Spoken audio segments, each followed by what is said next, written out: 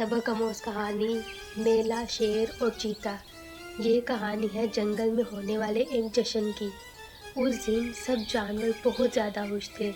وہ یوں بن ٹھن کے جنگل میں گئے اور اس جشن میں شامل ہوئے۔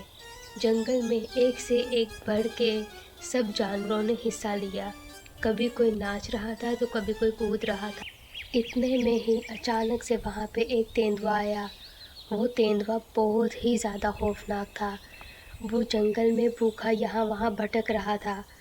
وہ یوں ہی بھٹکتے بھٹکتے ایک جگہ پہنچا اور اس نے جانور کا شکار کیا۔ دیکھتے ہی دیکھتے اس نے جنگل میں بہت زیادہ جانوروں کا شکار کر لیا تھا۔ جب باقی جانوروں کو یہ پتہ چلا تو وہ بہت زیادہ خوفزدہ ہوئے۔ وہ سب جانور ایک جگہ پہ اکٹھے ہوئے اور انہوں نے اس تیندوے کو یہاں سے بھگانے کے لیے ایک ترکیب سوچی۔ انہوں نے زمین میں ایک گڈھا کھودا اور اس کے اوپر پتوں سے اس کو ڈھک دیا۔